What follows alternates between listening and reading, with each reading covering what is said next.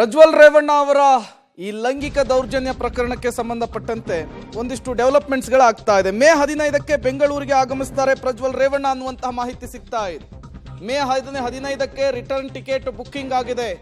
ಮೇ 15ರ ಬಳಿಕ SIT ಮುಂದೆ ಪ್ರಜ್ವಲ್ ರೇವಣ್ಣ ಅವರು ಹಾಜರಾಗುವಂತಹ ಸಾಧ್ಯತೆ ಇದೆ. ಮೇ 15ಕ್ಕೆ ಬೆಂಗಳೂರಿಗೆ ಬರ್ತಾರೆ ಪ್ರಜ್ವಲ್ ರೇವಣ್ಣ ಅವರು. 7 ದಿನಗಳ ಕಾಲಾವಕಾಶ ಬೇಕು ಅಂತೇಳಿ ಈಗಾಗಲೇ ವಕೀಲರ ಮೂಲಕ SIT ಮುಖ್ಯಸ್ಥರಿಗೆ ಪತ್ರವನ್ನು ಕೊಟ್ಟಿದ್ದಾರೆ. ಮತ್ತೊಂದು ಕಡೆ ಅವರ ಮೇಲೆ ಬಂದಿರುವಂತಹ ಆರೋಪಗಳು ಅಲಿಗೇಷನ್ ವಿಚಾರಕ್ಕೆ ಸಂಬಂಧಪಟ್ಟಂತೆ ಸಾಮಾಜಿಕ ಜಾಲತಾಣದಲ್ಲಿ ಫಸ್ಟ್ ರಿಯಾಕ್ಷನ್ ಅನ್ನು ಕೊಟ್ಟಿದ್ದಾರೆ.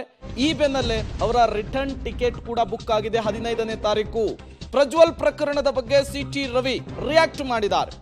ನೇಹಾ ಪ್ರಕರಣ, ಹಾಸನದ ಘಟನೆಯನ್ನ ಒಂದೇ ತಕ್ಕಡಿಯಲ್ಲಿ ತೂಗಬಾರದು ಅಂತ ಹೇಳಿದ್ದಾರೆ. ಹಾಸನದ ಘಟನೆ ತನಿಖೆಯಾಗಬೇಕಾಗಿದ್ದು, ನೇಹಾ ಘಟನೆ ಕಣ್ಣ ಮುಂದೆ ನಡೆದಿರೋದು CT ರವಿ ಅವರ ಹೇಳಿಕೆ. ಹಾಸನ ಘಟನೆ ತನಿಖೆಯ ನಂತರ ಸತ್ಯಾಸತ್ಯತೆ ಗೊತ್ತಾಗಲಿದೆ. NDA ಅಭ್ಯರ್ಥಿಯಾದ ನಂತರ ಘಟನೆ ಆಗಿಲ್ಲ, ಅದಕ್ಕೂ ಮೊದಲನೇ ಈ ರೀತಿಯ ಘಟನೆ ಆಗಿತ್ತು ಅಂಥೇಳಿ CT ರವಿ ಅವರು ಮಾತನಾಡಿರುವಂಥದ್ದು.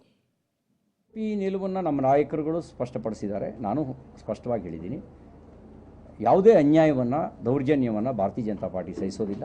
ಮಾತ್ರ ಶಕ್ತಿಯ ಜೊತೆಗೆ BJP ನಿಂತಿದೆ. ನಾವು ಯಾರೇ ಆಗಿದ್ದರೂ ಕೂಡ, ಯಾರೇ ತಪ್ಪು ಮಾಡಿದರೂ ಕೂಡ ನ್ಯಾಯ ಸಮಾನವಾಗಿರಬೇಕು. ಕಾನೂನು ಎಲ್ರಿಗೂ ಒಂದೇ. ಈಗಾಗಲೇ SITಯನ್ನು ಸರ್ಕಾರ ನೇಮಕ ಮಾಡಿದೆ.